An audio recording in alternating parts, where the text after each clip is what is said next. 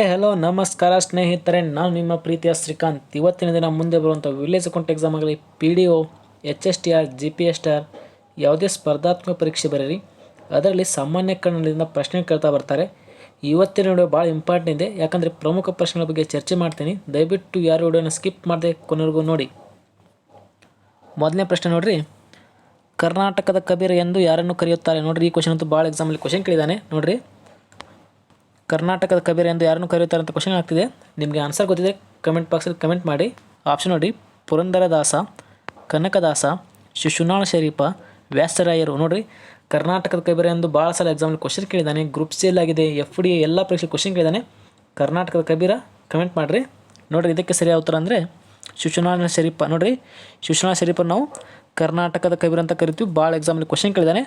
ಕರ್ನಾಟಕದ ಕಬೀರ ಶಿಶುನಾಳ ಶರೀಫ. ಅದೇ ರೀತಿ ಇವರನ್ನು ನಾವು ಕವಾಲಿ ಹರಿಕಾರ ಅಂತ ಕರಿತೀವಿ, ನೆನಪಿರಲಿ. ಇದನ್ನು ಒಂದು ಸಲ ಗ್ರೂಪ್ ಸಿ ಎಕ್ಸಾಮ್ಗೆ ಕ್ವಶನ್ ಕೇಳಿದ್ದಾನೆ. ಕವಾಲಿ ಹರಿಕಾರ, ನೆನಪಿರಲಿ.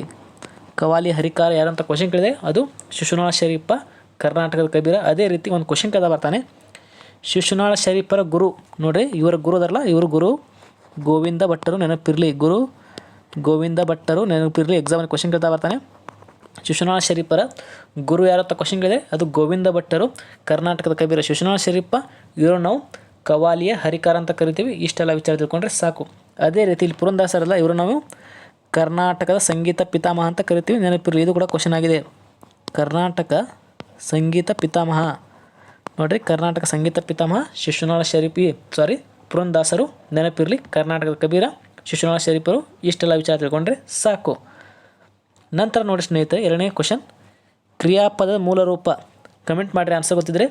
ಕ್ರಿಯಾಪದದ ಮೂಲ ರೂಪ ಪ್ರಕೃತಿ, ನಾಮ ಪ್ರಕೃತಿ, ಧಾತು, ಪ್ರತ್ಯಯ. ನೋಡಿರಿ, ಕ್ರಿಯಾಪದ ಮೂಲ ರೂಪ ಯಾವುದು ಅಂತ ನಿಮ್ಗೆ ಕಮೆಂಟ್ ಗೊತ್ತಿದ್ರೆ ಕಮೆಂಟ್ ಮಾಡಿರಿ. ನೋಡಿರಿ, ಇದಕ್ಕೆ ಸರಿಯಾದ ಉತ್ತರ ಅಂದರೆ ಧಾತು. ನೋಡಿರಿ, ಕ್ರಿಯಾಪದದ ಮೂಲ ರೂಪ ಅಂತ ಕರೆದೆ ಅದು ಧಾತು, ನೆನಪಿರಲಿ. ಭಾಳ ಎಕ್ಸಾಮ್ಲಿ ಕ್ವಶನ್ ಕೇಳಿದ್ದಾನೆ, ನೆನಪಿರಲಿ. ನಂತರ ನೋಡಿರಿ, ವಿದ್ಯಾರ್ಥಿ ಪದವು ಈ ಕೆಳಗಿನ ವ್ಯಾಕರಣಕ್ಕೆ ಉದಾಹರಣೆಯಾಗಿದೆ. ನೋಡಿರಿ, ವಿದ್ಯಾರ್ಥಿ ಪದವು ಈ ಕೆಳಗಿನ ವ್ಯಾಕರಣಕ್ಕೆ ಉದಾಹರಣೆಯಾಗಿದೆ. ನೋಡಿರಿ, ರೂಢನಾಮ ಆಗಲಿ, ಅನ್ವರ್ಥನಾಮ ಆಗಲಿ, ಅಂಕಿತನಾಮ ಆಗಲಿ, ಅದ್ಮೇಲೆ ಭಾಳ ಕ್ವಶನ್ ಕೇಳ್ತಾ ಬರ್ತಾನೆ ಎಕ್ಸಾಮಲ್ಲಿ. ಒಂದಲ್ಲ ಎರಡು ಕ್ವಶನ್ ಕೇಳ್ತಾನೆ. ನೋಡಿರಿ, ವಿದ್ಯಾರ್ಥಿ ಪದವು ಈ ಕೆಳಗಿನ ವ್ಯಾಕರಣಕ್ಕೆ ಉದಾಹರಣೆಯಾಗಿದೆ. ಆನ್ಸರ್ ಗೊತ್ತಿರಿ ಕಮೆಂಟ್ ಮಾಡಿರಿ. ಆಪ್ಷನ್ ನೋಡಿರಿ, ರೂಢನಾಮ, ಅಂಕಿತನಾಮ, ಅನ್ವರ್ಥನಾಮ, ಭಾವನಾಮ. ನೋಡಿರಿ, ವಿದ್ಯಾರ್ಥಿ ಪದವು ಈ ಕೆಳಗಿನ ವ್ಯಾಕರಣಕ್ಕೆ ಉದಾಹರಣೆಯಾಗಿದೆ ಕ್ವಶನ್ ಕೇಳ್ತಾ ಬರ್ತಾನೆ. ನೋಡಿರಿ, ಇದಕ್ಕೆ ಸರಿಯಾದ ಉತ್ತರ ಅಂದರೆ ಅನ್ವರ್ಥನಾಮ. ನೋಡಿರಿ, ವಿದ್ಯಾರ್ಥಿ ಎಂಬ ಪದವು ಅನ್ವರ್ಥನಾಮಕ್ಕೆ ಉದಾಹರಣೆಯಾಗಿದೆ. ಭಾಳ ಎಕ್ಸಾಮ್ಲಿ ಕ್ವಶನ್ ಕೇಳಿದಾನೆ, ನೋಟ್ ಮಾಡ್ಕೋರಿ. ವಿದ್ಯಾರ್ಥಿ ಎಂಬ ಪದವು ಅನ್ವರ್ಥನಾಮಕ್ಕೆ ಉದಾಹರಣೆಯಾಗಿದೆ. ಅದೇ ರೀತಿ ಈ ವೈದ್ಯ. ನೋಡಿರಿ, ವೈದ್ಯ ಅಂತ ಕರಿಬೋದು. ಅದೇ ರೀತಿ ವ್ಯಾಪಾರಿ ಅಂತ ಕರಿಬೋದು. ಇಲ್ಲಿ ನೋಡಿರಿ, ಬರಿತೀವಿ ನೋಡಿರಿ, ವ್ಯಾಪಾರಿ ಆಗಲಿ, ವ್ಯಾಪಾರಿ, ವೈದ್ಯ ಆಗಲಿ, ಇವೆಲ್ಲ ಅನ್ವರ್ಥನಾಮಕ್ಕೆ ಉದಾಹರಣೆಯಾಗಿದೆ. ಭಾಳ ಎಕ್ಸಾಮ್ ಕ್ವಶನ್ ಕೇಳಿದಾನೆ. ಯಾಕಂದರೆ ಅವ್ರ ಕೆಲಸಕ್ಕೆ ತಕ್ಕಂತೆ ನಾವು ಹೆಸರಿಡ್ತೀವಿ. ಅನ್ವರ್ಥನಾಮಕ್ಕೆ ಉದಾಹರಣೆಯಾಗಿದೆ ವ್ಯಾಪಾರಿ, ವೈದ್ಯ, ಅದೇ ರೀತಿ ವಿದ್ಯಾರ್ಥಿ, ನೆನಪಿರಲಿ. ಅದೇ ರೀತಿ ರೂಢನಾಮಕ್ಕೆ ಉದಾಹರಣೆ ಅಂತ ಕೇಳಿದರೆ, ರೂಢನಾಮ ಅಂದರೆ ಮನುಷ್ಯ.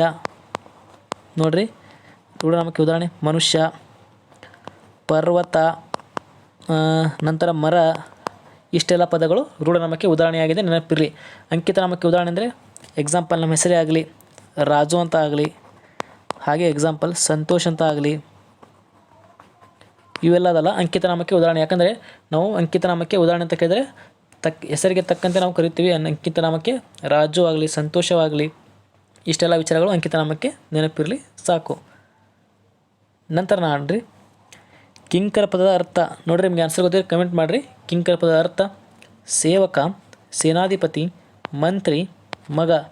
ಕಿಂಕರ ಪದದ ಅರ್ಥ ಅಂತ ಕೇಳಿದರೆ ನೋಡಿರಿ, ಇದಕ್ಕೆ ಸರಿಯಾದ ಉತ್ತರ ಅಂದರೆ ಸೇವಕ. ನೋಡಿರಿ, ಕಿಂಕರ ಪದದ ಅರ್ಥ ಸೇವಕ, ನೆನಪಿರಲಿ. ಭಾಳ ಎಕ್ಸಾಂಪಲ್ ಕ್ವಶನ್ ಕೇಳಿದಾನೆ, ನೋಟ್ ಮಾಡ್ಕೋರಿ. ನಂತರ ನೋಡಿರಿ ಸ್ನೇಹಿತರೆ, ಕನ್ನಡ ವರ್ಣಮಾಲೆಯಲ್ಲಿನ ಯೋಗವಾಹಗಳ ಸಂಖ್ಯೆ.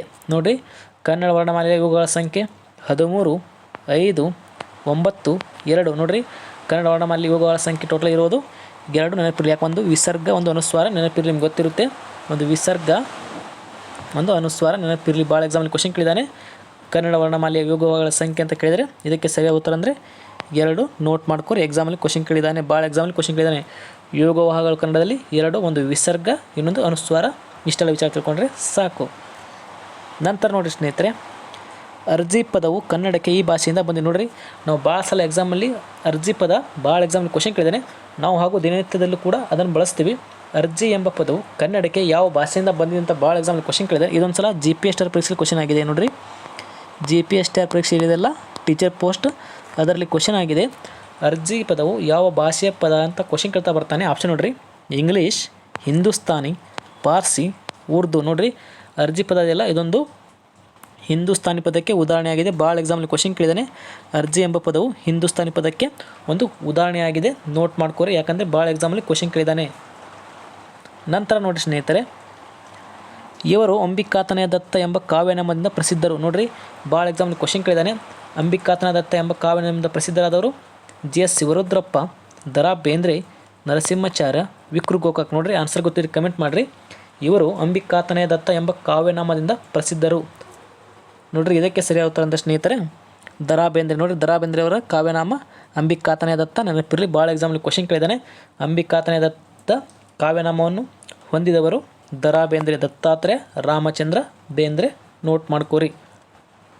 ನಂತರ ನೋಡಿರಿ ಸ್ನೇಹಿತರೆ, ಸುಮಂತು ಪದದ ಹೊಸಗನ್ನಡ ರೂಪವಿದು. ನೋಡಿರಿ, ಸುಮಂತು ಪದದ ಹೊಸಗನ್ನಡ ರೂಪವಿದು. ಆನ್ಸರ್ ಗೊತ್ತಿದ್ದರೆ ಕಮೆಂಟ್ ಮಾಡಿರಿ. ಬರುವುದು, ಚೆನ್ನಾಗಿ, ಶ್ರೇಷ್ಠ, ಇಂದ್ರ. ನೋಡಿರಿ, ಸುಮಂತು ಪದದ ಹೊಸಗನ್ನಡ ರೂಪ. ಇದೊಂದು ಸಲ ಗ್ರೂಪ್ ಸಿ ಎಕ್ಸಾಮಲ್ಲಿ ಕ್ವಶನ್ ಕೇಳಿದ್ದಾನೆ. ಆದ್ದರಿಂದ ಈ ಕ್ವಶನ್ ತಂದಿದ್ದೀನಿ.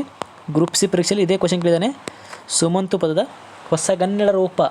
ನೋಡಿರಿ, ಇದಕ್ಕೆ ಸರಿಯಾದ ಉತ್ತರ ಅಂದರೆ ಸ್ನೇಹಿತರೆ ಚೆನ್ನಾಗಿ. ನೋಡಿರಿ, ಚೆನ್ನಾಗಿದೆಯಲ್ಲ, ಇದು ಸುಮಂತ ಪದದ ಹೊಸಗನ್ನಡ ರೂಪವಾಗಿದೆ. ಗ್ರೂಪ್ ಸಿ ಎಕ್ಸಾಮಲ್ಲಿ ಇದೇ ಕ್ವಶನ್ ಕೇಳಿದ್ದಾನೆ. ಯಾಕಂದರೆ ಟಫ್ ಕ್ವಶನ್ ಈ ಥರನೇ ಕೇಳ್ತಾ ಬರ್ತಾನೆ. ನೆನಪಿರಲಿ, ಗ್ರೂಪ್ ಸಿಯಲ್ಲಿ ಇದೇ ಕ್ವಶನ್ ಆಗಿದೆ. ಸುಮಂತ ಪದದ ಹೊಸಗನ್ನಡ ರೂಪ. ಚೆನ್ನಾಗಿ ನೋಟ್ ಮಾಡ್ಕೋರಿ. ನಂತರ ನೋಡಿ ಸ್ನೇಹಿತರೆ, ಷಟ್ಪದಿ ಬ್ರಹ್ಮ ಅಭಿಧಾನವನ್ನು ಹೊಂದಿರುವ ಕವಿ. ನೋಡಿರಿ, ಷಟ್ಪದಿ ಬ್ರಹ್ಮ ಅಭಿಧಾನವನ್ನು ಹೊಂದಿರುವ ಕವಿ ಅಥವಾ ಷಟ್ಪದಿ ಬ್ರಹ್ಮ ಎಂದು ಯಾರನ್ನು ಕರೀತಾರೆ ಅಂತ ಕ್ವಶನ್ ಕೇಳ್ತಾ ಬರ್ತಾನೆ. ಆಪ್ಷನ್ ನೋಡಿರಿ, ಜನ್ನ, ರಾಘವಾಂಕ, ಕುಮಾರವ್ಯಾಸ, ಲಕ್ಷ್ಮೀಶ. ನೋಡಿರಿ, ನಿಮಗೆ ಆನ್ಸರ್ ಗೊತ್ತಿದ್ದರೆ ಕಮೆಂಟ್ ಮಾಡಿರಿ. ಷಟ್ಪದಿ ಬ್ರಹ್ಮ ಅಥವಾ ಷಟ್ಪದಿ ಬ್ರಹ್ಮ ಅಭಿಧಾನವನ್ನು ಹೊಂದಿರುವ ಕವಿ. ನೋಡಿರಿ, ಇದಕ್ಕೆ ಸರಿಯಾದ ಉತ್ತರ ಅಂದರೆ ಸ್ನೇಹಿತರೆ ರಾಘವಾಂಕ. ನೋಡಿರಿ, ರಾಘವಾಂಕ ಅದನ್ನು ಇವನು ಷಟ್ಪದಿ ಬ್ರಹ್ಮ ಅಂತ ಕರಿತೀವಿ. ಭಾಳ ಎಕ್ಸಾಮಲ್ಲಿ ಕ್ವಶನ್ ಕೇಳಿದ್ದಾನೆ. ಷಟ್ಪದಿ ಬ್ರಹ್ಮ ರಾಘವಾಂಕ. ಅದೇ ರೀತಿ ರಗಳೆ ಕವಿ ಅಂದರೆ ನೋಡಿರಿ, ಷಟ್ಪದಿ ಬ್ರಹ್ಮ ರಾಘವಾಂಕ. ನೆನಪಿರಲಿ, ಭಾಳ ಎಕ್ಸಾಮಲ್ಲಿ ಕ್ವಶನ್ ಕೇಳಿದ್ದಾನೆ. ಷಟ್ಪದಿ ಬ್ರಹ್ಮ ಅಂದರೆ ರಾಘವಾಂಕ. ನೋಟ್ ಮಾಡ್ಕೋರಿ. ನಂತರ ನೋಡ್ರಿ, ತಾಳಿದವನು ಬಾಳಿಯಾನು ಈ ಗಾದೆ ಇದರ ಮಹತ್ವವನ್ನು ತಿಳಿಸುತ್ತದೆ. ನೋಡ್ರಿ, ತಾಳಿದವನು ಬಾಳಿಯಾನು ಈ ಗಾದೆ ಇದರ ಮಹತ್ವವನ್ನು ತಿಳಿಸುತ್ತದೆ. ವಿದ್ಯೆಯ, ಶ್ರಮದ, ಸಮಯದ, ತಾಳ್ಮೆಯ. ನೋಡ್ರಿ, ತಾಳಿದವನು ಬಾಳಿಯಾನು ಈ ಗಾದೆಯ ಅರ್ಥ ಅಥವಾ ಈ ಗಾದೆಯ ಮಹತ್ವ ಏನನ್ನು ತಿಳಿಸುವಂಥ ಒಂದ್ಸಲ ಗ್ರೂಪ್ ಸಿ ಎಕ್ಸಾಮಲ್ಲಿ ಕ್ವಶನ್ ಕೇಳಿದ್ದಾನೆ. GPSR ಕ್ವಶನ್ ಆಗಿದೆ. ನೋಡಿರಿ, ನಿಮಗೆ ಆನ್ಸರ್ ಗೊತ್ತಿದ್ದರೆ ಕಮೆಂಟ್ ಮಾಡಿರಿ. ನೋಡಿರಿ, ಇದಕ್ಕೆ ಸರಿಯಾದ ಉತ್ತರ ಅಂದರೆ ತಾಳ್ಮೆ. ನೋಡಿರಿ, ತಾಳಿದವನು ಬಾಳಿಯಾನು ಈ ಗಾದೆಯ ಒಂದು ಮಹತ್ವ ಅಥವಾ ಅರ್ಥ ಅಂದರೆ ತಾಳ್ಮೆ ಮುಖ್ಯ. ಇದು ಕೂಡ ಭಾಳ ಎಕ್ಸಾಮಲ್ಲಿ ಕ್ವಶನ್ ಕೇಳಿದ್ದಾನೆ. ನೋಟ್ ಮಾಡ್ಕೋರಿ. ನಂತರ ನೋಡಿರಿ, ಮಾನಿಸಾದ ಎಂದು ಉದ್ಗರಿಸಿದ ಕವಿ ಯಾರು? ಮಾನಿಸಾದ ಎಂದು ಉದ್ಗರಿಸಿದ ಕವಿ ಯಾರು? ಇದು ಗ್ರೂಪ್ ಸಿ ಕ್ವಶನ್. ನೋಡಿರಿ, ಇದು ಗ್ರೂಪ್ ಸಿಯಲ್ಲಿ ಕೇಳಿದ್ದಾನೆ. Group C question. ಆದ್ದರಿಂದ ಕ್ವಶನ್ ತಂದಿರಿ. ಮಾನಿಸಾನ ಎಂದು ಉದ್ಗರಿಸಿದ ಕವಿ ಯಾರು? ವ್ಯಾಸ, ಶೂದ್ರಕ, ವಾಲ್ಮೀಕಿ, ಭಾಸ. ನೋಡಿರಿ, ಈ ಥರ ಕ್ವಶನ್ ಗ್ರೂಪ್ ಸಿ ಎಕ್ಸಾಮಲ್ಲಿ ಕೇಳ್ತಾನೆ. PDO ಎಕ್ಸಾಮಲ್ಲಿ ಕೇಳ್ತಾನೆ. ಮುಂದೆ ಬರುವಂಥ ವಿಲೇಜ್ ಅಕೌಂಟ್ ಎಕ್ಸಾಮಲ್ಲಿ ಕೊಳ್ತಾನೆ. ನೆನಪಿರಲಿ, ಯಾಕಂದರೆ ಹೇಗೆ ಕಾಂಪಿಟೇಷನ್ ಜಾಸ್ತಿ ಆಗುತ್ತೆ ಆ ರೀತಿ ಕ್ವಶನ್ ಪೇಪರ್ ಟಫ್ ಬರುತ್ತೆ. ನೆನಪಿರಲಿ, ನೋಟ್ ಮಾಡ್ಕೊರಿ. ನೋಡಿರಿ, ನಿಮಗೆ ಆನ್ಸರ್ ಗೊತ್ತಿದ್ದರೆ ಕಮೆಂಟ್ ಮಾಡಿರಿ. ನೋಡಿರಿ, ಇದಕ್ಕೆ ಸರಿಯಾದ ಉತ್ತರ ಅಂದರೆ ವಾಲ್ಮೀಕಿ. ನೋಡಿರಿ, ವಾಲ್ಮೀಕಿ ಅದನಲ್ಲಿ ಇವ ಮಾನಿಸಾದ ಎಂದು ಉದ್ಗರಿಸಿದ ಕವಿಯಾಗಿರ್ತಾನೆ. ಗ್ರೂಪ್ ಸಿ ಎಕ್ಸಾಮ್ ಕ್ವಶನಲ್ಲಿ ಕೇಳಿದ್ದಾನೆ. ನೆನಪಿರಲಿ, ನೋಟ್ ಮಾಡ್ಕೋರಿ.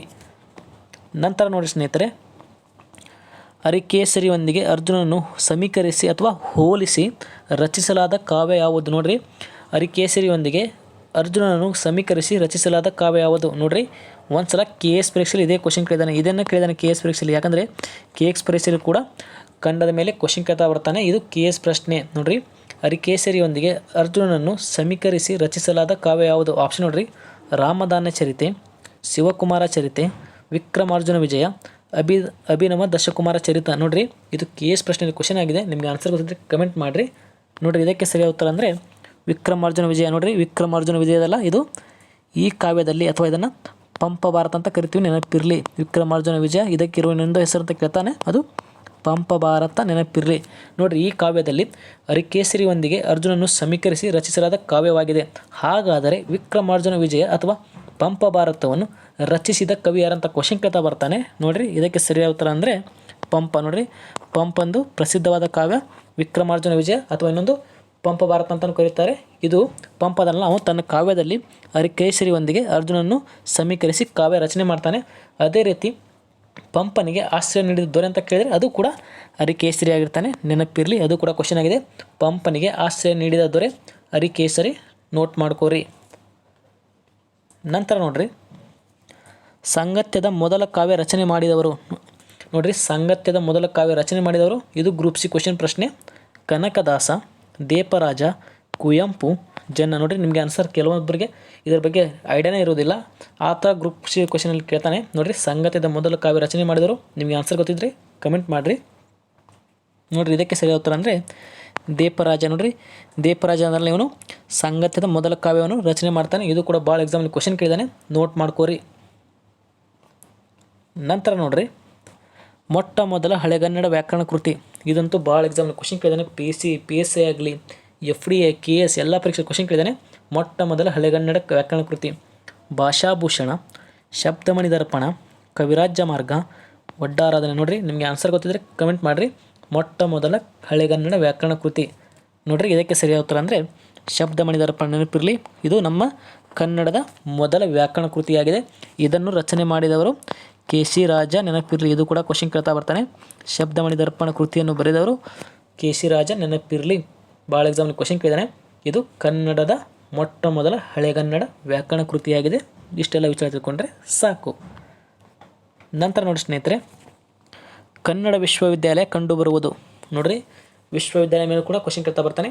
ಕನ್ನಡ ವಿಶ್ವವಿದ್ಯಾಲಯ ಕಂಡುಬರುವುದು ಧಾರವಾಡ, ಬೆಂಗಳೂರು, ಹಂಪಿ, ಗದಗ. ನೋಡಿರಿ ಕನ್ನಡ ವಿಶ್ವವಿದ್ಯಾಲಯ ಕಂಡುಬರುವುದು, ನಿಮಗೆ ಆನ್ಸರ್ ಗೊತ್ತಿದ್ದರೆ ಕಮೆಂಟ್ ಮಾಡಿರಿ. ನೋಡಿರಿ ಇದಕ್ಕೆ ಸರಿಯಾದ ಉತ್ತರ ಅಂದರೆ ಹಂಪಿ. ನೋಡಿರಿ ಹಂಪಿಯಲ್ಲಿ ಕನ್ನಡ ವಿಶ್ವವಿದ್ಯಾಲಯ ಕಂಡುಬರುತ್ತೆ. ನೋಡಿರಿ ನಿಮಗೆ ಕನ್ಫ್ಯೂಸ್ ಮಾಡೋಕ್ಕೆ ಮೊದಲ ಆಪ್ಷನ್ನೇ ಧಾರವಾಡ ಕೊಟ್ಟಿರ್ತಾನೆ. ಧಾರವಾಡದಲ್ಲಿ ಕರ್ನಾಟಕ ವಿಶ್ವವಿದ್ಯಾಲಯ ಕಂಡುಬರುತ್ತೆ, ನೆನಪಿರಲಿ. ನೋಡಿರಿ ಧಾರವಾಡದಲ್ಲಿ ಕರ್ನಾಟಕ ವಿಶ್ವವಿದ್ಯಾಲಯ, ಧಾರವಾಡದಲ್ಲಿರೋದು ಕರ್ನಾಟಕ ವಿಶ್ವವಿದ್ಯಾಲಯ, ಆದರೆ ಅವ್ರು ಕೇಳ್ತಿರೋದು ಕನ್ನಡ ವಿಶ್ವವಿದ್ಯಾಲಯ. ನೋಡಿರಿ ಕನ್ನಡ ವಿಶ್ವವಿದ್ಯಾಲಯ ಹಂಪಿ, ಕರ್ನಾಟಕ ವಿಶ್ವವಿದ್ಯಾಲಯ ಧಾರವಾಡ. ನಿಮಗೆ ಕನ್ಫ್ಯೂಸ್ ಮಾಡೋಕ್ಕೆ ಮೊದಲ ಆಪ್ಷನ್ನೇ ಧಾರವಾಡ ಕೊಟ್ಟಿರ್ತಾನೆ, ಆದರೆ ನೀವು ಕನ್ಫ್ಯೂಸ್ ಆಗಬೇಕು ಸ್ನೇಹಿತರೆ. ಕನ್ನಡ ವಿಶ್ವವಿದ್ಯಾಲಯ ಇರೋದು ಹಂಪಿಯಲ್ಲಿ, ಕರ್ನಾಟಕ ವಿಶ್ವವಿದ್ಯಾಲಯ ಇರೋದು ಧಾರವಾಡದಲ್ಲಿ, ನೋಟ್ ಮಾಡ್ಕೋರಿ. ನಂತರ ನೋಡ್ರಿ ಅಲ್ಲಮನ ಎದುರಿಗೆ ಮಾಯೆ ಸೋಲುವ ಪ್ರಸಂಗ ಯಾವ ಕಾವ್ಯದಲ್ಲಿ ಬರುತ್ತದೆ. ನೋಡ್ರಿ ಇದು ಕೂಡ GPS ಸ್ಟಾರ್ಲಿ ಕ್ವಶನ್ ಆಗಿದೆ. ಅಲ್ಲಮನ ಎದುರಿಗೆ ಮಾಯೆ ಸೋಲುವ ಪ್ರಸಂಗ ಯಾವ ಕಾವ್ಯದಲ್ಲಿ ಬರುತ್ತದೆ. ಆಪ್ಷನ್ ನೋಡ್ರಿ ಬಸವ ಪುರಾಣ, ಪ್ರಭುಲಿಂಗ ಲೀಲೆ, ರಕ್ಷಾಶತಕ, ಸೋಮನಾಥ ಚರಿತೆ. ನೋಡ್ರಿ ನಿಮಗೆ ಆನ್ಸರ್ ಗೊತ್ತಿದ್ದರೆ ಕಮೆಂಟ್ ಬಾಕ್ಸಲ್ಲಿ ಕಮೆಂಟ್ ಮಾಡಿರಿ. ನೋಡಿರಿ ಇನ್ನೊಂದು ಸಲ ಕ್ವಶನ್ ಇದೆ ನೋಡಿರಿ. ಅಲ್ಲಮನ ಎದುರಿಗೆ ಮಾಯೆ ಸೋಲುವ ಪ್ರಸಂಗ ಯಾವ ಕಾವ್ಯದಲ್ಲಿ ಬರುತ್ತದೆ. ಬಸವ ಪುರಾಣ, ಪ್ರಭುಲಿಂಗ ಲೀಲೆ, ರಕ್ಷಾಶತಕ, ಸೋಮನಾಥ ಚರಿತೆ. ನೋಡಿರಿ ಇದು ಕೂಡ ಭಾಳ ಸಲ ಎಕ್ಸಾಮ್ನಲ್ಲಿ ಕ್ವಶನ್ ಕೇಳಿದ್ದಾನೆ. GPS ಸ್ಟಾರ್ಲಿ ಇದೇ ಕ್ವಶನ್ ಆಗಿದೆ. ಅಲ್ಲಮನ ಎದುರಿಗೆ ಮಾಯೆ ಸೋಲುವ ಪ್ರಸಂಗ ಯಾವ ಕಾವ್ಯದಲ್ಲಿ ವ್ಯಕ್ತಪಡಿಸುತ್ತದೆ ಅಥವಾ ಬರುತ್ತದೆ ಅಂತ ಕ್ವಶನ್ ಕೇಳಿದ್ದಾನೆ GPS ಸ್ಟಾರ್ ಎಕ್ಸಾಮಲ್ಲಿ. ನೋಡಿರಿ ಸ್ನೇಹಿತರೆ ಇದಕ್ಕೆ ಸರಿಯಾದ ಉತ್ತರ ಅಂದರೆ ಪ್ರಭುಲಿಂಗ ಲೀಲೆ. ನೋಡಿರಿ ಇದೇ ಕ್ವಶನ್ GPS ಸ್ಟಾರ್ ಪರೀಕ್ಷೆಯಾಗಿದೆ. ಪ್ರಭುಲಿಂಗ ಲೀಲೆ. ನೋಡಿರಿ ಅಲ್ಲಮನ ಎದುರಿಗೆ ಮಾಯೆ ಸೋಲುವ ಪ್ರಸಂಗ ಪ್ರಭುಲಿಂಗ ಲೀಲೆಯಲ್ಲಿ ಕಂಡು ಬರುತ್ತದೆ. ಭಾಳ ಸಲ ಎಕ್ಸಾಮಲ್ಲಿ ಕ್ವಶನ್ ಕೇಳಿದ್ದಾನೆ. ಹಾಗಾದರೆ ಪ್ರಭುಲಿಂಗ ಲೀಲೆಯನ್ನು ರಚಿಸಿದವರು ಅಂತ ಕ್ವಶನ್ ಕೇಳ್ತಾ ಬರ್ತಾನೆ. ಇದನ್ನು ರಚಿಸಿದವರು ಚಾಮರಸ, ನೆನಪಿರಲಿ. ನೋಡಿರಿ ಚಾಮರಸ ಅದನ್ನಲ್ಲ, ಇವನು ಪ್ರಭುಲಿಂಗ ಲೀಲೆಯನ್ನು ರಚನೆ ಮಾಡ್ತಾನೆ. ಇದು ಕೂಡ ಕ್ವಶನ್ ಆಗಿದೆ. ಚಾಮರಸನ ಪ್ರಭುಲಿಂಗ ಲೀಲೆಯಲ್ಲಿ ಅಲ್ಲಮನದವರಿಗೆ ಮಾಯೆ ಸೋಲುವ ಪ್ರಸಂಗ ವ್ಯಕ್ತವಾಗಿದೆ, ನೆನಪಿರಲಿ. ನಂತರ ನೋಡ್ರಿ ಕನ್ನಡ ಪ್ರಗತಿಶೀಲ ಸಾಹಿತ್ಯ ಚಳವಳಿಯ ಪ್ರವರ್ತಕ. ನೋಡ್ರಿ ಇದು ಕೂಡ ಕ್ವಶನ್ ಆಗಿದೆ. ಕನ್ನಡ ಪ್ರಗತಿಶೀಲ ಸಾಹಿತ್ಯ ಚಳವಳಿಯ ಪ್ರವರ್ತಕ ನಿರಂಜನ್, B. ಶಿವಮೂರ್ತಿ ಶಾಸ್ತ್ರಿ, ಅನಕೃಷ್ಣರಾವ್, ಚದುರಂಗ. ನೋಡ್ರಿ ಕನ್ನಡ ಪ್ರಗತಿಶೀಲ ಸಾಹಿತ್ಯ ಚಳವಳಿಯ ಪ್ರವರ್ತಕ. ನೋಡ್ರಿ ಹಾಗಂತ ಕ್ವಶನ್ ಕೇಳ್ತಾ ಬರ್ತಾನೆ. ಇದಕ್ಕೆ ಸರಿಯಾದ ಉತ್ತರ ಅಂದರೆ ನೋಡಿ ಸ್ನೇಹಿತರೆ ಅನಕೃಷ್ಣರಾವ್. ನೋಡ್ರಿ ಅನಕೃಷ್ಣರಾವ್ ಅದರಲ್ಲಿ ಇವರು ಕನ್ನಡ ಪ್ರಗತಿಶೀಲ ಸಾಹಿತ್ಯ ಚಳವಳಿಯ ಪ್ರವರ್ತಕರಾಗಿರ್ತಾರೆ. ಇದು FDA ಪ್ರಶ್ನೆ, ನೆನಪಿರಲಿ. ಇದು FDಯಲ್ಲಿ ಕೇಳಿದ್ದಾನೆ, ನೋಟ್ ಮಾಡ್ಕೊರಿ. ಮುಂದೆ ಬರುವಂಥ ಪರೀಕ್ಷೆಯಲ್ಲಿ ಕೂಡ ಕೇಳ್ತಾನೆ. ನಂತರ ನೋಡಿ ಸ್ನೇಹಿತರೆ ವೈಯಕ್ತಿಕ ಭಾವನೆಗಳನ್ನು ಅಭಿವ್ಯಕ್ತಿಗೊಳಿಸುವ ಕಾವ್ಯರೂಪ ಯಾವುದು. ನೋಡ್ರಿ ವೈಯಕ್ತಿಕ ಭಾವನೆಗಳನ್ನು ಅಭಿವ್ಯಕ್ತಿಸುವ ಕಾವ್ಯರೂಪ ಯಾವುದು ಅಂತ ಕ್ವಶನ್ ಕೇಳ್ತಾ ಬರ್ತಾನೆ. ಸಾನೆಟ್, ಭಾವಗೀತೆ, ಕಥನ ಕಾವ್ಯ, ಮಹಾಕಾವ್ಯ. ನೋಡ್ರಿ ಆನ್ಸರ್ ಗೊತ್ತಿದ್ರೆ ಕಮೆಂಟ್ ಮಾಡಿರಿ. ವೈಯಕ್ತಿಕ ಭಾವನೆಗಳನ್ನು ಅಭಿವ್ಯಕ್ತಿಗೊಳಿಸುವ ಅಥವಾ ವ್ಯಕ್ತಪಡಿಸುವ ಕಾವ್ಯರೂಪ ಯಾವುದು. ಭಾಳ ಸಲ ಎಕ್ಸಾಮಲ್ಲಿ ಕ್ವಶನ್ ಕೇಳಿದ್ದಾನೆ, ಕನ್ಫ್ಯೂಸನ್ ಮಾಡಿದ್ದಾನೆ. ವೈಯಕ್ತಿಕ ಭಾವನೆಗಳನ್ನು ವ್ಯಕ್ತಪಡಿಸುವ ಅಥವಾ ಅಭಿವ್ಯಕ್ತಿಸುವ ಕಾವ್ಯರೂಪ ಯಾವುದು. ನೋಡ್ರಿ ಇದಕ್ಕೆ ಸರಿಯಾದ ಉತ್ತರ ಅಂದರೆ ಸ್ನೇಹಿತರೆ ಭಾವಗೀತೆ ನೋಡಿರಿ, ಭಾವಗೀತೆ ಇದಲ್ಲ, ಇದು ವೈಯಕ್ತಿಕ ಭಾವನೆಗಳನ್ನು ಅಭಿವ್ಯಕ್ತಿಸಲು ಅಥವಾ ವ್ಯಕ್ತಪಡಿಸಲು ನಾವು ಭಾವಗೀತೆಯಲ್ಲಿ ಕಾವ್ಯ ರಚನೆ ಮಾಡ್ತೀವಿ. ಭಾಳ ಎಕ್ಸಾಂಪಲ್ ಕ್ವಶನ್ ಕೇಳಿದರೆ ನೋಟ್ ಮಾಡ್ಕೋರಿ. ನಂತರ ನೋಡ್ರಿ, ಕನ್ನಡ ನಾಟಕದಲ್ಲಿ ಸಾಮಾಜಿಕ ಪ್ರಜ್ಞೆ ಮೂಡಿಸಿದ ಮೊದಲ ನಾಟಕಕಾರ ಯಾರು? ನೋಡ್ರಿ, ಕನ್ನಡ ನಾಟಕದಲ್ಲಿ ಸಾಮಾಜಿಕ ಪ್ರಜ್ಞೆ ಮೂಡಿಸಿದ ಮೊದಲ ನಾಟಕಕಾರ ಯಾರು? ಚಂದ್ರಶೇಖರ್ ಕಂಬಾರ್, ಪರ್ವತವಾಣಿ, ಕೈಲಾಸಂ, ನಿಸರ್ಗಪ್ರಿಯ. ನೋಡಿರಿ, ನಿಮಗೆ ಗೊತ್ತಿದ್ದರೆ ಕಮೆಂಟ್ ಮಾಡಿರಿ.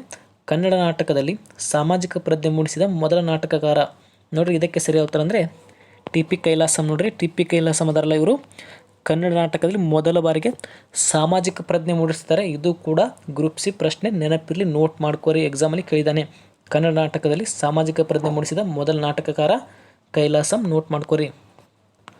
ನಂತರ ಕೊನೆಯ ಪ್ರಶ್ನೆ ನೋಡಿ ಸ್ನೇಹಿತರೆ, ಆರ್.ಸಿ. ಹಿರೇಮಠ್ ಕನ್ನಡ ಅಧ್ಯಯನ ಪೀಠ. ನೋಡಿರಿ, ಆರ್.ಸಿ. ಹಿರೇಮಠ್ ಕನ್ನಡ ಅಧ್ಯಯನ ಪೀಠ ಎಲ್ಲಿದೆ? ಇದು ಕೂಡ ಭಾಳ ಎಕ್ಸಾಂಪಲ್ ಕ್ವಶನ್ ಕೇಳಿದ್ದಾನೆ. ಆಪ್ಷನ್ ನೋಡಿರಿ, ಮೈಸೂರು ವಿಶ್ವವಿದ್ಯಾಲಯ, ಕರ್ನಾಟಕ ವಿಶ್ವವಿದ್ಯಾಲಯ, ಮಂಗಳೂರು ವಿಶ್ವವಿದ್ಯಾಲಯ, ಕನ್ನಡ ವಿಶ್ವವಿದ್ಯಾಲಯ. ನೋಡಿರಿ, ಆರ್.ಸಿ. ಹಿರೇಮಠ್ ಕನ್ನಡ ಅಧ್ಯಯನ ಪೀಠ ಕಂಡುಬರುವುದು, ನಿಮಗೆ ಆನ್ಸರ್ ಗೊತ್ತಿದ್ರೆ ಕಮೆಂಟ್ ಮಾಡಿರಿ. ಅದು ಕಂಡುಬರೋದು ನೋಡಿರಿ ಸ್ನೇಹಿತರೆ, ಕರ್ನಾಟಕ ವಿಶ್ವವಿದ್ಯಾಲಯದಲ್ಲಿ, ನೆನಪಿರಲಿ. ನೋಡಿರಿ, ಆರ್.ಸಿ. ಹಿರೇಮಠ್ ಕನ್ನಡ ವಿಶ್ವವಿದ್ಯಾಲಯ ಕಂಡುಬರುವುದು ಕರ್ನಾಟಕ ವಿಶ್ವವಿದ್ಯಾಲಯ. ಹಾಗಾದರೆ ಕರ್ನಾಟಕ ವಿಶ್ವವಿದ್ಯಾಲಯ ಕಂಡುಬರುವುದು ಧಾರವಾಡದಲ್ಲಿ, ನೆನಪಿರಲಿ.